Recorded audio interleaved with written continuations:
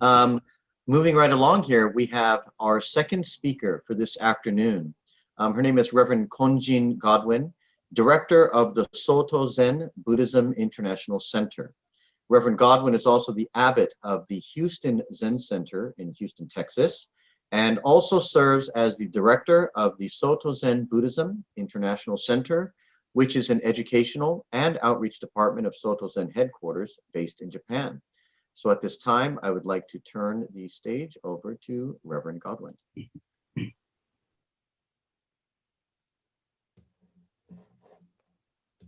Thank you, Koichi-san.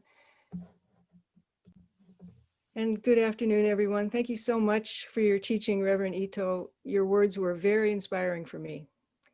And I also thank the committee for inviting me to join this panel today.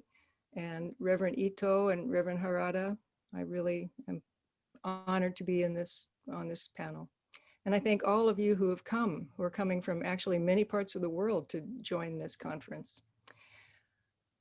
Buddhism can be called a religion of action. A teacher of Zen, Gudo Nishijima sensei, made these remarks in an introduction to one of Dogen Zenji's writings called Gyobutsu Yuiji, the dignified presence of active Buddhas, or we could say the awesome presence of active Buddhas.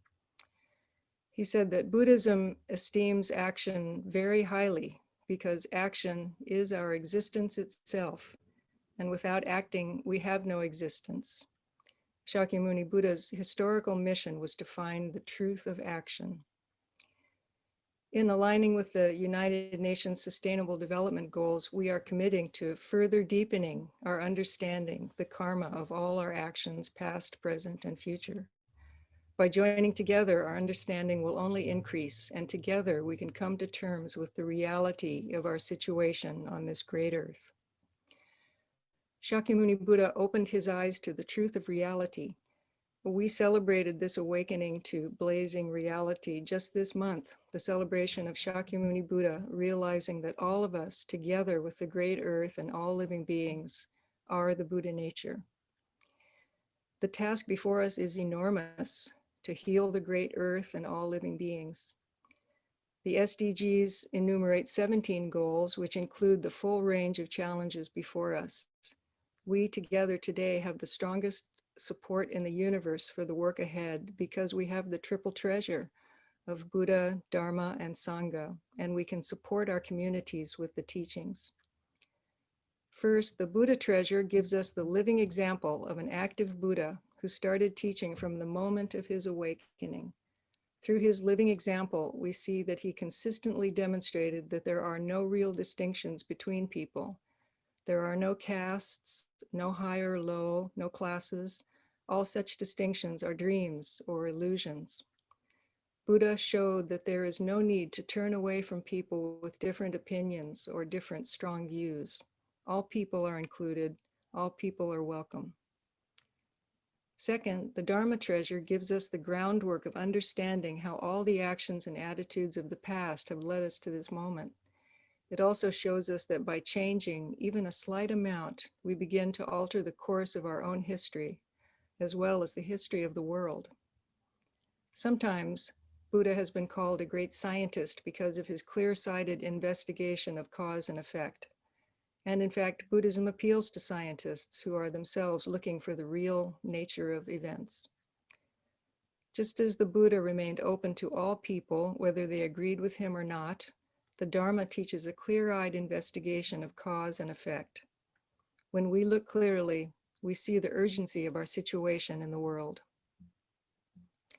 Third, the Sangha treasure provides the connections and support to look deeply and understand the work ahead, while also strengthening us in our interconnectedness.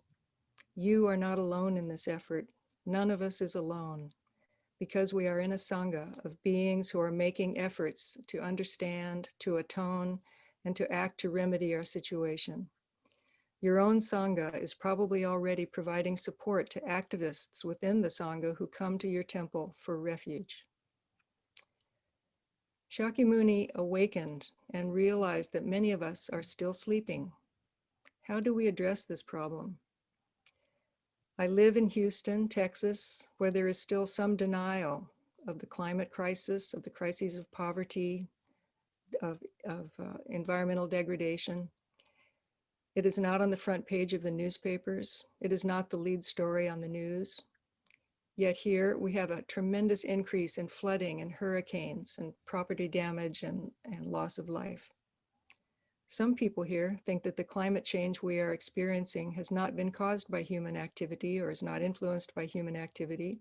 Therefore, there is no need to examine or change human behavior. This is a form of being asleep to reality. It is as if the people are in the burning house of the Lotus Sutra, and though the house is on fire, they ignore the danger and continue to feel secure. Here in Houston, we will continue to work toward climate justice. But for now, I want to turn to the focus of the UN resolutions. The UN resolutions ask us to turn our attention to those who are most at risk first, with the least those who have the least resources to recover or to understand the situation of the world at large. Here in the US, where we consume far more resources than all other countries, we are all living in a burning house. And it takes great effort on our part to remain aware of what's happening in the greater world. I know that all of you who are at this gathering have made that effort and will continue to make that effort, but I also know that I have experienced our culture here as trying to mask the reality of our situation on this continent and on this planet. We still have a choice whether to pay attention or not, to act or not, to investigate or not. If we listen carefully, as I know all of you are doing, we hear the cries of the world itself and the cries of the most helpless. Just as Kannon, Avalokiteshvara, the great Bodhisattva, hears all the cries of the world, including the cries of those who are too weak to cry out. She hears those cries and she responds. We also, together in strength as a Sangha, can turn our ears, our hearts, our investigation to those cries.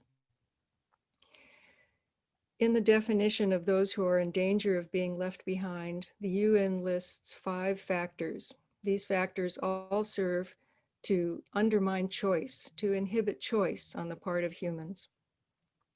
The 5 factors are extreme poverty, discrimination, geography, ineffective or unjust governance, and the shocks and fragility of life in the immediate path of climate change.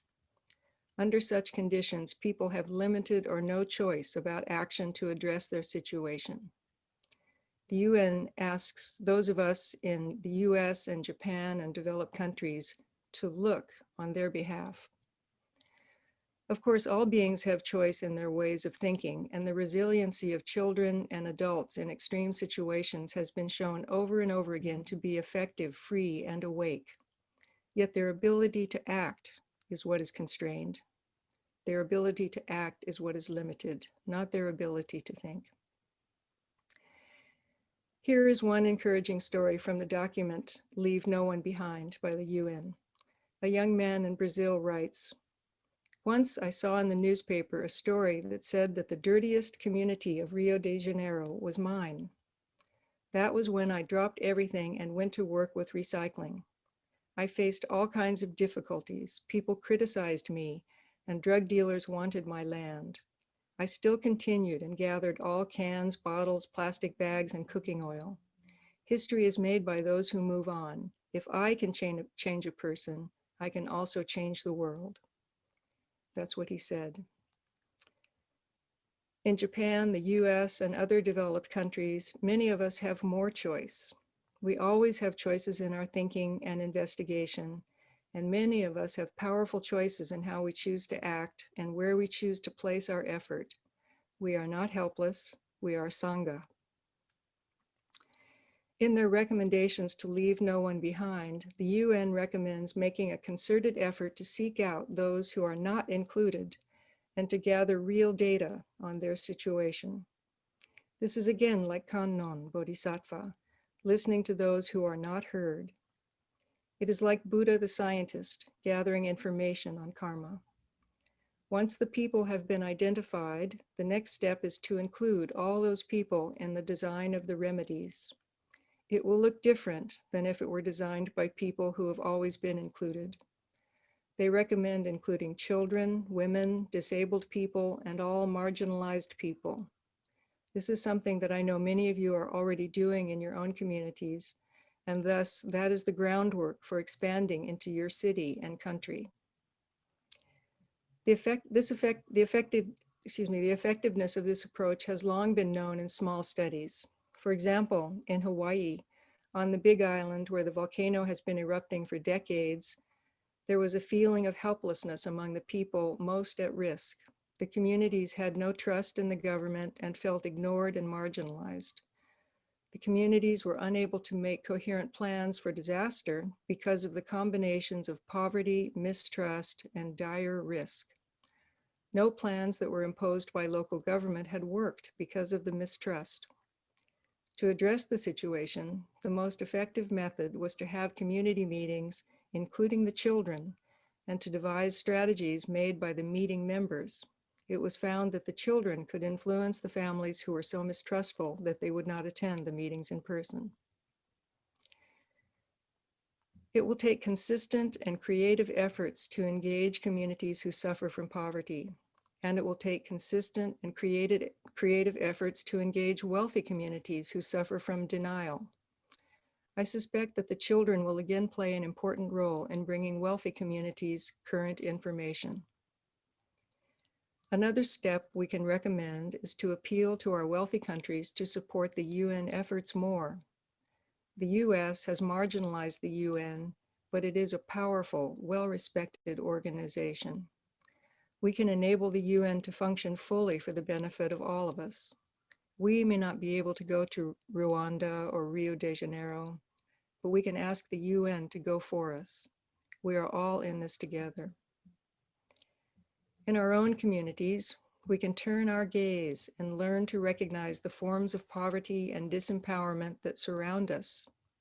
It looks different in wealthy countries like Japan and the US, but it is there. Let us look with clear eyes at who is included and who is left out of the decision-making. As mentioned before, when children are included in community meetings, it both increases participation of families, but it's also a useful conduit to deliver information to the parents themselves. Children benefit profoundly from being informed and told the truth. Communities benefit profoundly from the education of children. Also, when disabled people are included, the whole community benefits from the new perspective. Taking these steps won't always be comfortable, but it will be real. The Buddhas and Bodhisattvas exist in fierce flames. Many of the representations of Buddhas and Bodhisattvas in our centers and temples show them surrounded by flames. These are the flames of the world, the flames of greed, hate, and delusion. Yet there they stand with equanimity, sending encouragement to all of us. So let us follow our teachers and the Buddhas and Bodhisattvas and face what is real and find both small and very large things to do to show us our interconnectedness and allow us to help everyone who needs our help. Thank you very much.